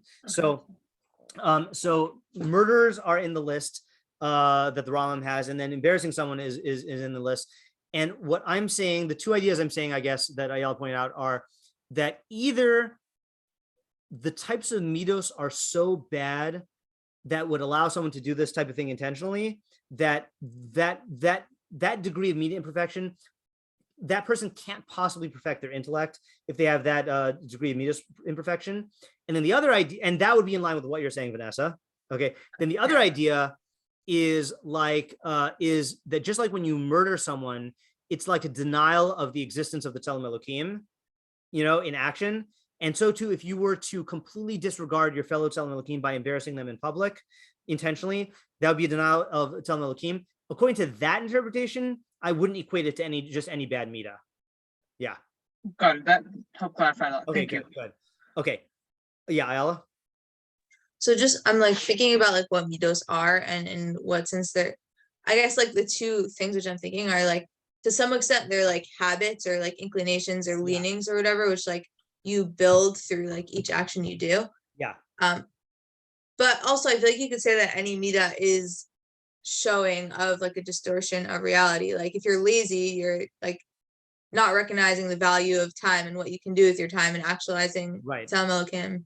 So I'm smiling because I think that was one of my theories as to what words does the Rambam use. The most Jews and Mefarshim use the word midos. What term does the Rambam use for character traits?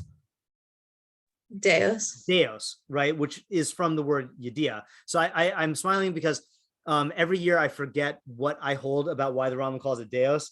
And so like I'd have to go back and like listen to the shiurim on it. One of the theories is exactly what you're saying, is that your Deos, your midos are a reflection of what your ideas are. And the underlying cause of every bad midah is a distorted idea. That's at least the premise of CBT, a cognitive behavior therapy, right? Is that it all comes, and Stoicism as well. It comes from distorted ideas. Okay, one more idea for tonight is I want to try to use this to answer what it's doing in Pirkei Avos. Okay, yeah, Lauren. Sorry, could you just repeat the first idea, the first explanation, I guess, of this? I get how the midos reflect how you have a distortion of the idea, but what was the first one that you? Yeah, so one idea is that the person who embarrasses someone in public, his midos are so bad that type of person can't get a perfection of the soul.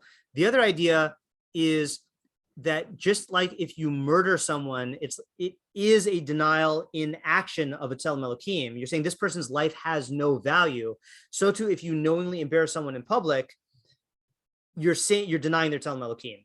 It's like eating chametz on Pesach is like a denial of the miracles of Yetzias Mitzrayim, and bowing down to Avodah Zarah is a denial of God. Knowingly embarrassing someone in public is a denial of their Tzelem Elokim, and that's like an imperfection. Not because your midos are so bad that they're going to block you from development. It's that itself is like a distortion. Okay, thank you. Yeah.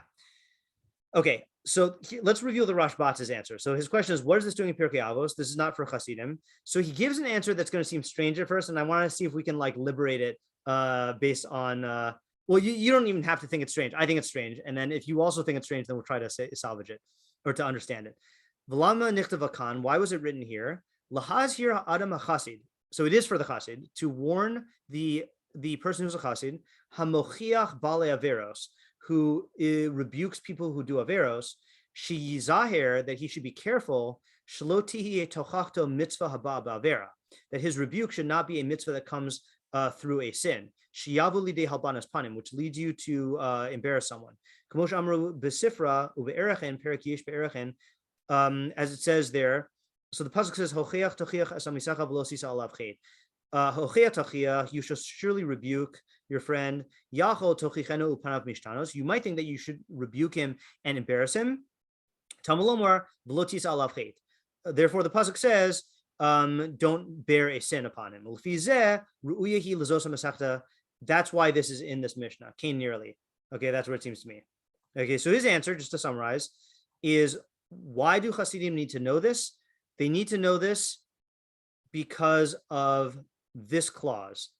Don't embarrass your friend in public, because a Chassid, the average person will embarrass his friend in public for trivial reasons, but the Chassid is going to be engaging in rebuking his fellow Jews, and he might fall into the trap of rebuking them in a way that causes them public embarrassment. And therefore, this mission is needed to remind him that if he does that, then ein lo chelik olam haba. Okay, now if you accept that, great. If you have a problem with that, then what's your problem with that?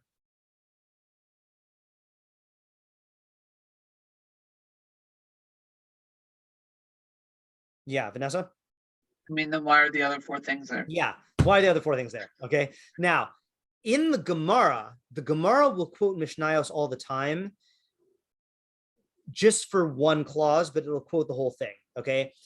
It's possible that the inclusion of this in Pirkei Avos was for a similar consideration. That, like, when Rabbi Yehuda Nasi was organizing the Mishnayos, he included this one, even though not all of it is relevant. Not all of it is relevant for Hasidim. Okay, you could say that.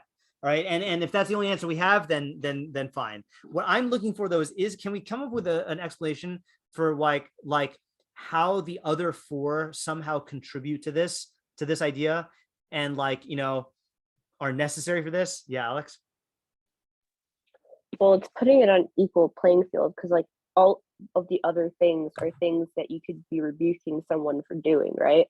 Mm-hmm. But by doing so, you're making the same mistake as them, because like all 4 are in the same clause, more or less. Yeah. Okay, I was thinking something similar. Yeah, I'll say my version in a second. Yeah, Vanessa. I think, and I did miss a chunk of the shiur, so this has been discussed. Let me know. I'm like going through each one. The first one, I'm like trying to read the mishnah and keeping in mind, okay, this has to apply to a chassid. Like, let's just for thought argument, why would a chassid try and defend desecrating kochim? Why would you try to? Okay, right. Okay, I hear. Yeah. So like I could understand, like, okay, so one would embarrass a friend in public because he's trying to like makariv them or like whatever, and he Right. like forgets. That we understand. I Yeah. think if we were to do that for the other clauses, we might get an answer. Okay. Yeah. Right. That makes So sense. okay. And I can't like think of a reason why like a chassid, like someone who has an intent or in good deeds, would desecrate kochim and be like, no, like that's Right. Okay. So that's very good methodology. Okay, is that like the Rashbats? So I just want to make it clear, though, the Rashbats is not giving that answer, but you're suggesting that we use the same approach that he's suggesting, but use it for all the clauses. Yeah, that's good methodology. Yeah. Tomorrow. This is kind of like what Alex was saying, but maybe you could say it a little bit less directly, but like some of these things are very severe, like not doing bris milah. Yeah. And maybe you could say that it's bringing the whole statement is teaching you like what level of seriousness this is. Yeah. Okay, good. By the way, I just want to switch. I think it rhetorically speaking, it reads so much better in the Kaufman manuscript, because so you got to picture a chassid reading this, okay? And so he's like, Rabbi Lazar Madeh says, one who desecrates the kachim, and let's say they don't have an olam haba. One who desecrates the kachim, the chassid is like, yeah, that's bad. One who denigrates the muados, oh, horrible thing. One who reveals faces of Torah, oh, the worst. One who nullifies the covenant of Rabino, oh, that person's basically not a Jew. One who embarrasses his friend, oh my goodness, I've done that. Like I've been, it's equating them, So I think the force, this is, according to the Rashbats, if you're going to say this, all of these other ones are here for this, then it is contextualizing it. And this would also answer a question possibly about why this is not an exhaustive list. He's giving examples that have different categories of like, of denial. Let's say, for example, in Mavazes Moados, you're deteriorating institutions which uphold fundamental ideas. Magali Panim B'Torah, that's an act of rebellion. Mefer Brisa Shel Avram Avinu is like undermining your identity with the Jewish people, so different categories. And then this one like hits you as the Bein Am L'Chavero example. Yeah, Vanessa? I like that. I'm not arguing against it. I'm Sure. wondering if we already have a connection with like whitening the face in a corpse, and like we like see that in like Chavetz Chaim also, like we see that in Hilchot Lashon Hara also. Why not just compare it to murder? Like why not just say that outright and not Okay, use the good. other You know what I did? examples? So I added the source. You have those examples. I added the source in here in case someone asked that question. Okay. Okay. I was like, I added, this is my last source I added. Rubinu Bakia addresses this. Thank you, Rubinu Bakia. He says, Umashlo Amru Chachamim Berotzeach. Why didn't Chachamim say that the Rotzeach, the murderer, ain't lo chelek olam haba? V'amru ze b'malvin panim, and they said this by the person who embarrasses someone. Lefisha harotzeach kol yamav doeg v'ne'anach v'nafsho maralo. So the murderer, all of his days, he's going to have worry and anxiety and bitterness. He's going to think about the severity of his sin, and he will regret it and confess. But someone who embarrasses his friend, his sin is not going to be great in his eyes. He's not going to be so worried. And that's why they say that he has no chelik on olam haba. Because worrying about your sins is one of the paths of tshuva.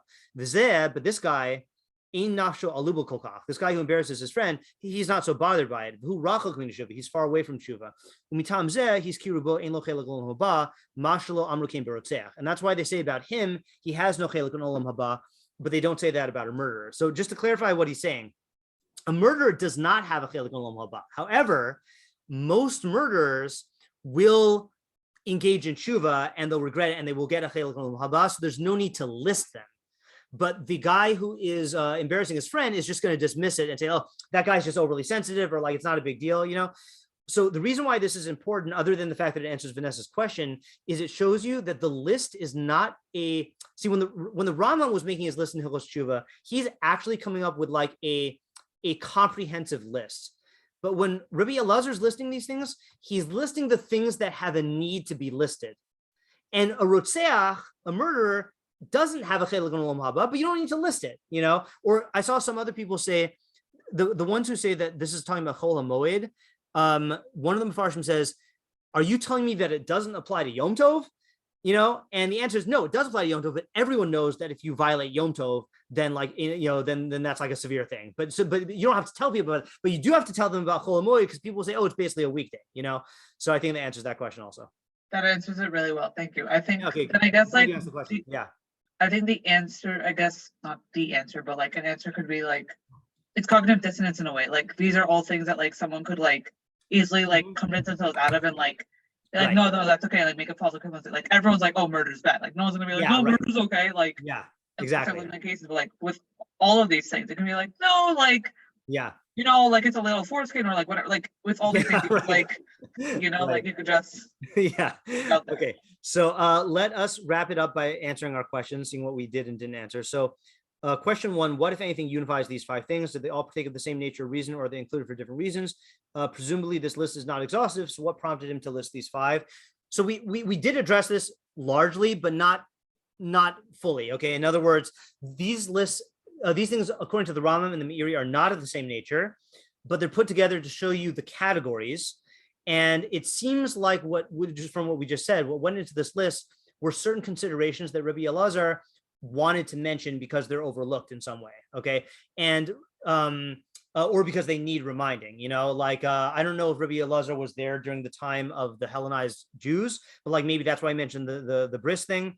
Or maybe like there were people who didn't get a bris as a kid and like they would just push it off, but it's definitely not intended to be exhaustive. And we have to remember, these are Pirkei Avos statements. So they were, like, they're all to be understood in the Huhaya Omer. Like, this is something that he would say, like, this is not like a pasuk in the Torah, which is like stated universally for all time. This is like things that these people were famous for saying, or something like that. Okay. Is the order important? So we didn't really deal with that, but I still do think that the Kaufman manuscript of delaying this to the end is good according to the Rashbats and good according to the Meiri, because according to the Meiri, these 4 are like intrinsic, and then the last one is the bad midos one, and according to the Rambam, I think it could, according to the Rambam, it doesn't work out like that. Yeah. What exactly does it mean that he has no chelik on olam haba? What's the mechanism? What's so bad about these things that they cause you to lose your portion? Is a single violation enough, or does a person have to do this habitually? So again, a lot of answers, but we went according to the Rambam. The mechanism is your knowledge. So for Mefer Briso and Magali Panim B'Torah, you are basically demonstrating a rebellion against God by rejecting mitzvos or rejecting the bris. And for the other 3, I mean, we don't really know what the Rambam holds about the kachim or the moados, but the Rambam does put that in the second list, which is if you do this habitually. And I don't know what the Rambam says, but what we said is the chiddush is for the Malvin Pnei Chavero that it either exhibits a degree of degeneracy of midos that kind of person, like, look, the guy who's embarrassing his friend in public knowingly is going to have a lot of other imperfections as well. That's just like a sampling, that's like a litmus test, so that type of degeneracy of midos, that person is not likely to get olam haba. Or if you want to say it's about the specific action, then this action, which is tantamount to killing someone's stelem elokim, you're socially assassinating them, basically. That is itself like a tantamount to a denial of stelem elokim if you do that habitually. Okay, who's the audience? It doesn't seem like this is for Hasidim. So according to the Rashbat, it is for Hasidim, primarily for the clause about embarrassing your friend, because Hasidim are going to be so zealous about rebuking their person, they might overstep the bounds of propriety. And also, look, you might, as a Hasid, forget that this Am Haaretz is not on your level, and maybe to you it's like a horrific thing that he like accidentally didn't have Chol of Yisrael, but like, and so you start screaming at him, but like to him it's just like, that's just like a chumrah or whatever, so like you have to like remember what the people who are not like you, how they think. And it's possible that the other four clauses can be explored in this way also, like Vanessa suggested. 5, what's the Havamina of even though he has Torah and good deeds? So the Havamina, we didn't really get into this either. I think the general answer is, there's a pasuk that says God doesn't take bribes, and the Sforno quotes a Gemara.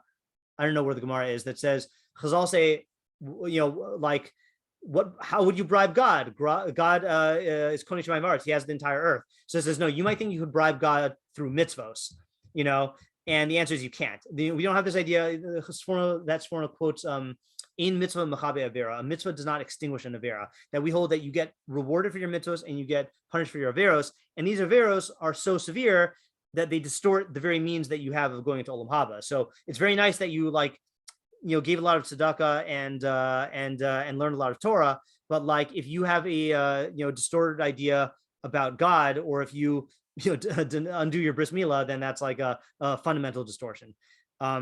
6, according to the Rambam, how does Rabbi Elazar include in this list all these in one list? If Magali Panim and Moshe Orla are on the same severe list and the others are on the light list, how do we square this with the Rambam's 2 lists and his view on how Olam Haba works? That we answered, and we already said that. Okay, so hopefully we learned a lot, and we got at least some new insight into the Rambam's view of Olam Haba here, which I'm glad about, because that's a constantly evolving project. So Bli Neder, next week we will go on to the next mishnah, and yeah. So thanks for coming. Oh, Ayala, sorry, I didn't see your hand. No, just it's like a separate thing, not exactly about this year, but I'd be curious about the question of like what exactly is embarrassing your friend in public, and like if there's ever a place where like you have to defend Torah, and like how right. It's funny because the Rambam actually does say in the halachos that it's only in a bein anon l'chavero stuff that the isser to embarrass your friend applies when you rebuke them. Like you should not rebuke them in a way that embarrasses them. But he says bein anon l'makom, you should rebuke them in private. But then if that doesn't work, then you should embarrass them publicly, which is not the approach that we endorse today, but it is worth discussing. Yeah. We're about to have the problem that I have every year. Next week, we're going to have the problem I have every year, which is we're going to read Parshas Kedoshim, and I'm going to be like, why can't we just spend the whole year learning Parshas Kedoshim? Because there's so many mitzvos. We've got Lashon Hara, we've got not embarrassing your friend, we've got rebuke. Vega was asking about V'hafta l'recha kamocha. I want to give a shiur on that also. There's so many like things that we should do, but and it's even worse on a year like this because we have Acharemos and Kedoshim together. So like, why can't we like, in the weeks that we do like, Vayaka and Pekude. Okay, fine. Let's just like use some of that week to like learn Parshas Kedoshim. I don't want to sound like Menashe though, so I'm not denigrating those 2 parshas. Okay, have a good night. Thanks for coming. Nice to be back. Good night. Thank you. Right. Thank Bye. you.